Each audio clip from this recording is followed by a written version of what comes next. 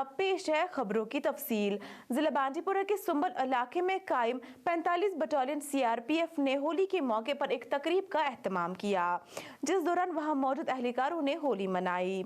इस दौरान 45 बटालियन के सीओ ने कहा कि वो उम्मीद करते हैं कि ये त्योहार अमन और भाईचारा लेकर आए। जो है ये उमंगों का और रंगों का त्यौहार है। होली के समय हम सब अपने दुख दर्द गम भूल करके, और जो भी हमारे साथी यहाँ पर है जो अपने परिवार से दूर रहते हैं, वो अपने परिवार को आज के दिन भूल जाएं और हंसी खुशी, ये भाईचारे का भी ये त्यौहार है, तो हम सब भाईचारे के साथ रंगो हर्षोल्लास के साथ ये त्यौहार मनाते हैं।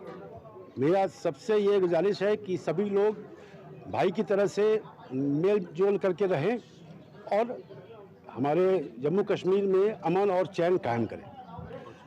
देखिए, खुशी जो है वो धर्म नहीं देखती, खुशी जो है वो सबकी विरासत है। तो हम सब यहाँ मिल बांट के खुशियाँ मनाते हैं, जिससे कि हम सब खुश रहे। हम यहाँ पर नहीं देखते कौन किस धर्म का है, हम केवल देखते हैं इंसान को इंसान से कितना भाईचारा।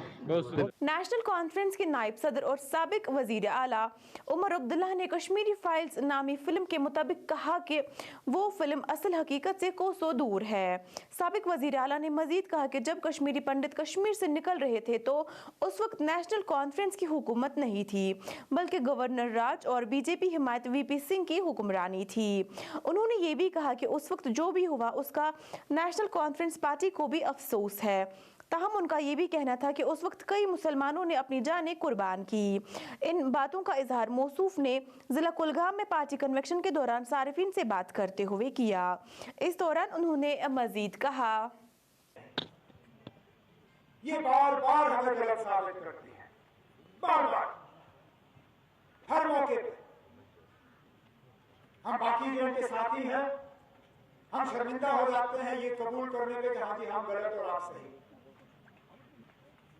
और मैं ये मिसाल देके आपको समझाऊंगा।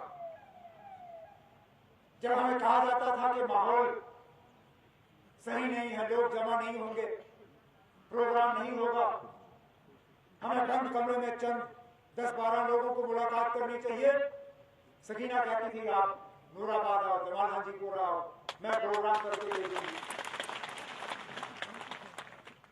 और सबसे पहला प्रोग्राम शायद अगस्त 2019 के बाद अगर मेरा रहा तो सकीना का प्रोग्राम बिल्कुल यहीं पे जो उन्होंने करके दिया।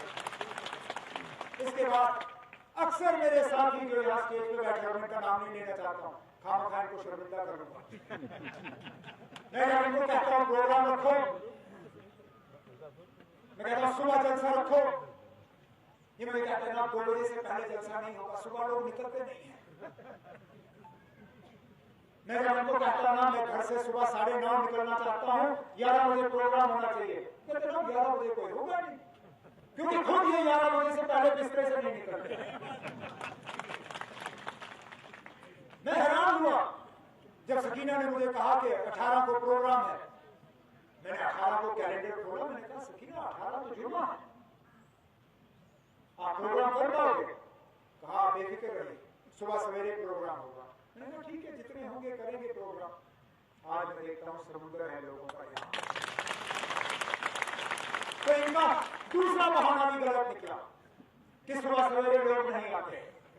अगर आप मेहनत करोगे, अगर आप लोगों के साथ रास्ता कायम रखोगे, अगर लोगों के साथ आपका एक लगाव होगा, अगर आप 12 बजे रात को भी जलसा रखोगे, 12 बजे रात को भी लोग आएंगे। मुझे पूरा भरोसा है। अगर कल को मैं सकीना को कहूंगा कि मैं 12 बजे रात आ रहा हूं नूराबाद जवान हाजीपुरा में मीटिंग करने के लिए, ये 12 बजे रात को भी यहां जलसा रखा है। और तीसरा बहाना है इनका कि आप जुमा को प्रोग्राम नहीं हो सकता है। कितनी बार मैंने इनको कहा है ना,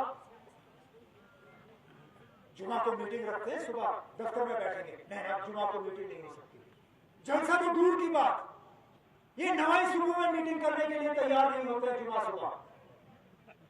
सकीना ने यह भी साबित कर दिया कि जुमा को भी प्रोग्राम हो सकता है, बशर्त ये कि नमाज से पहले प्रोग्राम खत्म हो जाए। अब कौन सा बहाना बनाओगे आप लोग? अब सिर्फ एक और बहाना रहा इनका ये माह रमजान में भी काम नहीं करते। अब इंशाल्लाह मैं एक दिन सकीना से माह रमजान में भी प्रोग्राम रखवा लूंगा, ताकि वो बहाना भी अब मेरे साथियों के पास नहीं रहेगा। तभी तो ये नाराज हो जाते हैं सकीना से। वैसे मिजाज भी इनका तेज रहता है, मैं भी कभी कभार इनके तेज मिजाज का शिकार रहा हूं, लेकिन घबराते ये ज्यादा इनसे इसलिए है क्योंकि ये इन चीजों में पड़ती नहीं, और ये बार बार साबित करती है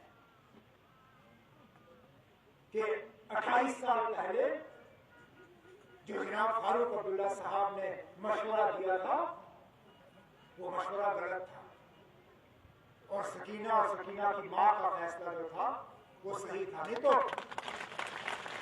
फारूक साहब आज भी कहते हैं, अगर यहां होते वो अपनी तकरीर में कहते हैं, मैंने जब परसों उनको कहा कि शुमाली कश्मीर जिला बांडीपोरा के सुमल इलाके में आज सड़क हादसे में 3 पुलिस एहलकार समेत 4 अफराद जख्मी हो गए। तफसीलात के मुताबिक एक मारुति क्रूज पुलिस की सोमो से टकरा गई, जिसके नतीजे में 3 पुलिस एहलकार और एक आम शहरी जख्मी हो गया। तमाम जख्मियों को फौरी तौर इलाज के लिए नजदीकी अस्पताल पहुंचाया गया, जहां से फिर तौसीफ अहमद रोतर नामी आम शहरी को मजीद इलाज के लिए श्रीनगर अस्पताल मुंतकिल किया गया। PAGT के तर्जुमान मोहम्मद यूसुफ तारेगामी ने अपने जारी बयान में कहा कि कश्मीरी पंडितों की हिजरत यकीनन जम्मू कश्मीर की तारीख का एक सियाह दौर है।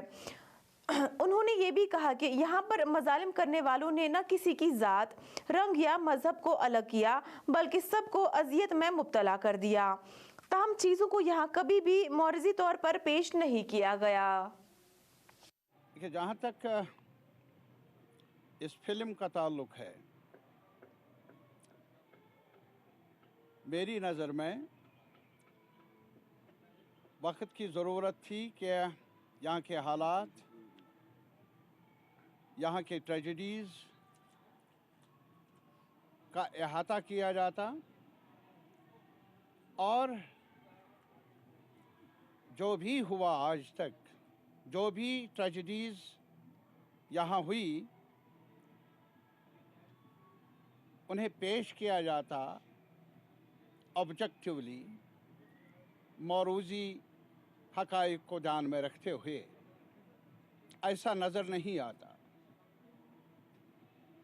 यह हमारी बदकिस्मती है कि कश्मीर पिछले कई दहाइयों से मुसलसल ट्रैजिक सिचुएशन से गुज़र रहा है, और सबसे ज़्यादा अलमनाक वारदात जिसकी वजह से कश्मीरी शनाख्त को आंच पहुंची है, वो माइग्रेशन है। घर छोड़ने की मजबूरी हमारे समाज के एक अहम हिस्से को खौफ के मारे, डर के मारे वादी को छोड़ना पड़ा। कश्मीरी पंडित,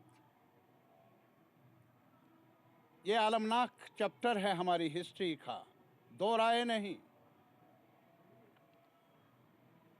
लेकिन इसके साथ ही सच्चाई ये भी है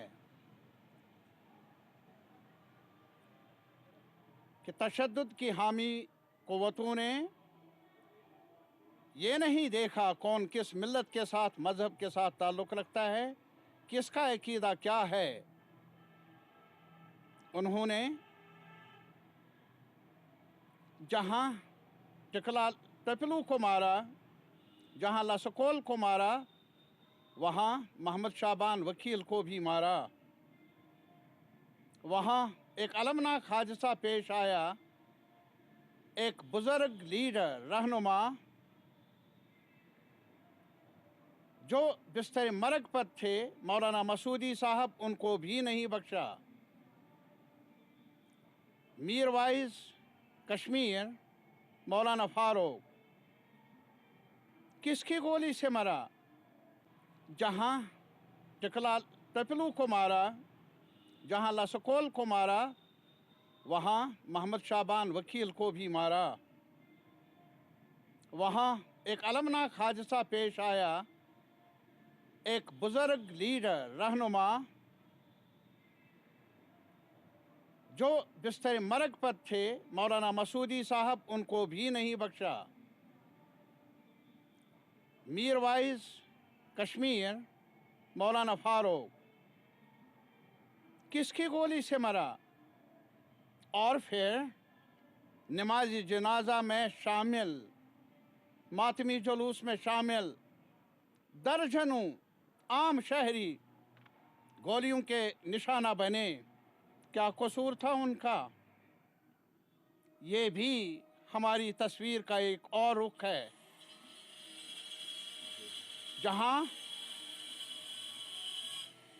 जनरल मैनेजर HMT खेरा साहब को गोली का निशाना बनाया गया।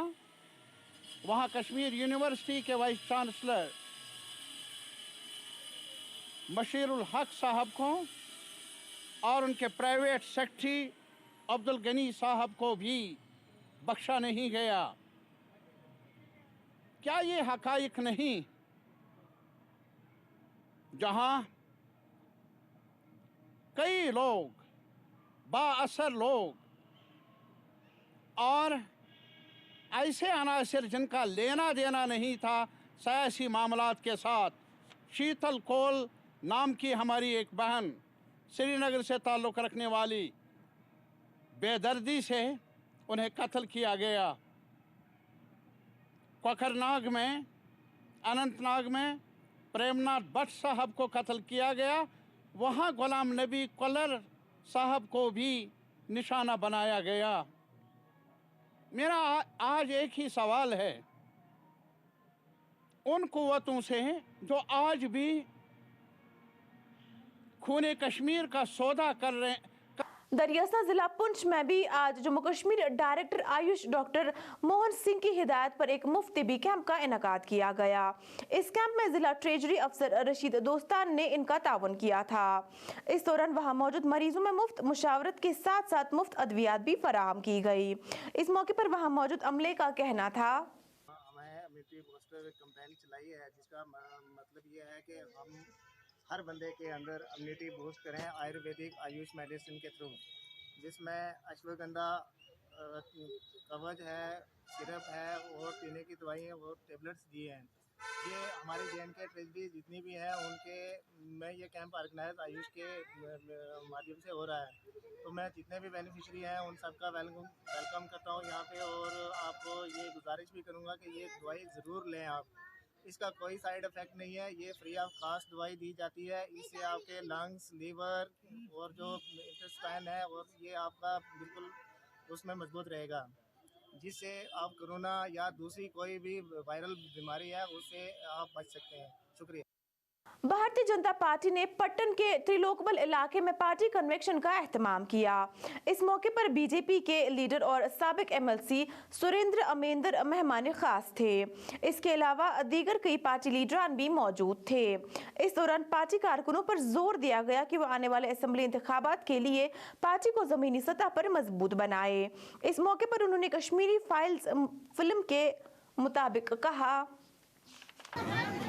उसकी वजह यह है कि जो प्रो पीपल पॉलिसी प्रधानमंत्री वो कोर फैक्टर है कि भारतीय जनता पार्टी सारे देश में चारों स्टेट्स में जीते। हमारा मिशन इस बार है कि जम्मू कश्मीर में 50 सीट भारतीय जनता पार्टी के लिए, क्योंकि पिछले 70 साल से ये जो शख्सी rule, dynasty rule Jammu Kashmir में, इस कारण से लगभग 80% लोग होस्टेज रखे हुए हैं। और हम भारतीय जनता पार्टी के लोगों ने, भारतीय जनता पार्टी की लीडरशिप, खासकर जो हमारे संगठन महामंत्री उनका मानना है कि अब लोगों को शख्सी और इस फैमिली डायनेस्टी को से निजात दिलवाना है। तो इस मिशन के साथ हम जो प्रधानमंत्री जी की, जो भारत सरकार के जो जम्मू कश्मीर को लेकर जो हमारी पॉलिसीज़ हैं और जो प्रोग्राम्स हैं, वो लोगों में जाते हैं कि नहीं जाते हैं। जैसे गोल्डन कार्ड की बात है कि सचमुच में गोल्डन कार्ड लोगों को मिल रहा है कि नहीं, जो ओल्ड एज पेंशन है, जो फार्मर्स के को जो फिनांस होता है वो मिलता है कि नहीं, जो उज्ज्वला योजना है वो मिलती है कि नहीं, जितने भी भारत सरकार के बेटी बचाओ बेटी पढ़ाओ उस जो प्रोग्राम्स हैं किस हद तक वो आवाम तक पहुंचते हैं। अगर नहीं पहुंचते हैं तो हम उसको में इंटरवीन भी करते हैं और साथ साथ जो डेमोक्रेसी में आवाम का हक है उस पर अवेयरनेस भी करते हैं और अपनी पार्टी के कार्यकर्ताओं के थ्रू जो कश्मीर सोसाइटी है उन जो एक होपलेसनेस आई है उन पॉलिटिकल पार्टियों की वजह से जो मुख्तसर एक बादशाह डेमोक्रेसी में कायम की है, उस बादशाह को समाप्त करने के लिए, बादशाह को ख़त्म करने के लिए भारतीय जनता पार्टी कश्मीर के सभी कॉन्स्टिट्यूंसीज में ये प्रोग्राम्स भी करेगी। और आज हम गुंड इब्राहिम के इस छोटे से इलाके में आए हैं। आपने भी देख लिया कि 70 साल में यहाँ आज भी माताएं और बहनें माजी बेंच यहाँ अभी भी कंधे पे पानी, तो कितनी अफसोस की बात है। आप रोड भी देख रहे हैं, ये रोड भी अभी मैकडमाइजेशन नहीं हुई है, तो यहाँ भी तो कोई न कोई रिप्रेजेंटेटिव रहा है, तो इन्होंने क्यों नहीं किया? अगर रिप्रेजेंटेटिव ने मना कर दिया है तो यहाँ के जो लोकल अथॉरिटीज़ हैं, SDM साहब हैं, डिप्टी कमिश्नर साहब हैं या अलग अलग डिपार्टमेंट्स के जो ऑफिसर्स हैं, उन्होंने कॉग्निजेंस नहीं है इस एरिया की। ये अफसोस की बात भी है और हमारा कंसर्न भी है। हम ऐसा नहीं होने देंगे। हमारे लिए लोग एरिया इम्पोर्टेंट है, लोग हमको वोट दें या न दें, पर हम लोगों की खिदमत करने के लिए घर घर अपना दौरा करें। आप देख लीजिए कि जम्मू कश्मीर लिबरेशन फ्रंट और नेशनल कॉन्फ्रेंस जो शेख अब्दुल्ला साहब के मरने के बाद इनका एजेंडा एक ही है और मुस्तफा कमाल साहब एक एडवाइज़र रहे हैं। जी देखिए, एक तो ये है सच क्या है, सच वो जानने के लिए मैं ये कहता जिला अनंतनाग के सिरहामा बैतुल मुकर्ररीन जामिया मस्जिद के मौलवी मंजूर अहमद से हमारे नुमाइंदे अशरफ नेंगरू ने शब बारात के मुकद्दस मौके के हवाले से बात की। मजीद तफसील पेश है इस रिपोर्ट में।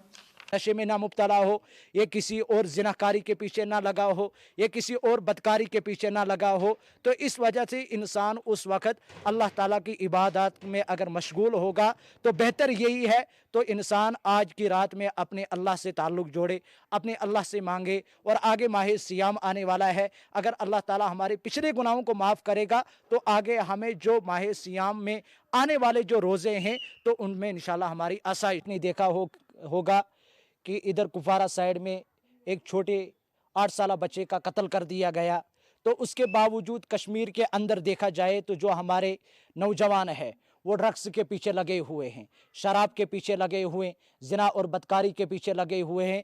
तो उम्मत मुस्लिमा के नौजवानों से, बिलखुसूस उम्मत मुस्लिमा से मेरी यही गुजारिश होगी तो हम अल्लाह ताला से रुजू करें। तो कश्मीर के हालात दिन ब दिन देखते जा रहे हैं आपकी कितने बिगड़ते जा रहे हैं, लड़ाइयाँ, फसाद, और हमारा जो बच्चा है यहाँ एजुकेशन का जो सिस्टम है वो ख़त्म होने जा रहा है, यानी कि इंसान इस्लामी तालीमात से पीछे होता जा रहा है। तो इस वजह से मेरी तमाम उम्मत मुस्लिमा के नौजवानों से और यहाँ की अपनी माँ और बहनों से यही मेरी गुजारिश है, बिलखुसूस हर किसी से आज की रात में हम उम्मत मुस्लिमा के लिए भी, अपने लिए भी, बीमारों के लिए भी दुआ की दरख्वास्त करेंगे। तो हर किसी के लिए दुआ करे, मुझे भी दुआओं में याद रखे और आपका शुक्रिया। वाखिर ये था हमारे साथ मौलवी मंजूर अहमद जो कि बैतुल मुकर्रम हरगाम सिरहामा का इमाम साहब है, जो कि अभी हमारे साथ बात कर रहे थे शब बारात के हवाले से, किस तरह से यहाँ पर सभी जो मुसलमान भाई उनको किस तरह से यहाँ पर इस रात, मुक़द्दस रात में अपने अल्लाह के सामने मांगना चाहिए, क्योंकि बहुत सारे गुनाह होते हैं। आज इस रात में हर एक को चाहिए वो अपने तौबा इस्तिग़फ़ार करे, तभी हमारे गुनाह माफ़ हो सकेंगे। बहरहाल यहाँ पे मुबारकबाद मैं देना चाहता हूँ हिंदू बरादरी को भी, क्योंकि आज होली भी है और शब बारात भी है। Ashraf Nengroo, the real Kashmir news, Sirhama, Anantnag. नाजरीन, दौरान वक्त लड़के लड़कियां मुख्तलिफ खेलों में हिस्सा लेकर अपने फन का मुजाहिरा करते हैं। वैसे ही जिला श्रीनगर के लजन इलाके से ताल्लुक रखने वाली वादी की वाहिद खातून हॉकी कोच रीबू हसन ने कश्मीर का नाम रोशन करने में कोई कसर नहीं छोड़ी। रीबू हसन का कहना है कि वो बचपन से खेल कूद की ओर रागिब थी। हॉकी के अलावा वो फुटबॉल, कैरम और दीगर कई खेलों में महारत रखती है, जबकि उनकी काबिलियत के लिए उन्हें बहुत से इनामात से नवाजा भी गया है। मजीद तफसील पेश है सुहेल यूसुफ की इस रिपोर्ट में। प्रोफेशन चुनने की कोशिश करते हैं तो घर वालों को ठीक नहीं लगता तो वो आपको रोकते हैं। तो वही मेरे साथ भी हुआ। घर वालों ने पहले बताया कि मतलब ये लड़कों वाला गेम है, लग जाएगी, इंजरीज होने के बहुत चांस, और ऊपर से लड़की हो तो बहुत कुछ सोचना पड़ता है। तो हुआ ये कि फिर मैं चोरी चोरी जाती थी खेलने के लिए। तो वहाँ से जब आती थी घर वाले बोलते लेट क्यों हुआ, मैं बोलती थी क्लासेस एक्स्ट्रा लिए वगैरह वगैरह, तो आ जाती थी। फिर जब मेरी सिलेक्शन हुई तो मेरे टीचर रहे, कोच रहे, जिन्होंने मुझे सपोर्ट किया। फिर तो उन्होंने मेरे घर वालों से बात की, नहीं आप इनको जाने दें, मैं इनकी रिस्पॉन्सिबिलिटी लेता हूँ। इनको मतलब इंजरीज हर किसी गेम में होती है, बस स्किल एक इसमें स्किल होता है कि अगर आप खुद को बचाना चाहोगे तो उसके लिए भी स्किल है। ये नहीं कि बस इंजरीज होती जा रही है तो आप हम तक ये इसको मतलब आप इसको घर तक महदूद। हाँ, घर वालों की तरफ से आपको फुल सपोर्ट रहा। हाँ, फिर घर वालों ने बहुत सपोर्ट किया। फिर टीचर्स भी आगे आए, जब मैं आगे गई तो टीचर्स भी वहाँ से आगे आई, तो उन्होंने मुझे सिखाया। जैसे कोच रहे हमारे DSO मैम, या हमारे जो कोच रहे मेरे जिन्होंने मुझे सिखाया, सतिंदर सिंह, मेहता सर, गुरप्रीत सर, बहुत ऐसे कोच जिन्होंने फिर सपोर्ट किया। ख़त्म करने के बाद आज यहाँ पे आप नॉर्थ कश्मीर में आए, तो क्या काम है आपका यहाँ पे नॉर्थ कश्मीर? जी, मैं एज अ कोच काम कर रही हूँ यहाँ पे। ऑलमोस्ट 65 ऐसे बच्चे हैं जिनको मैं ट्रेन करा रही हूँ अभी के लिए इस फील्ड में।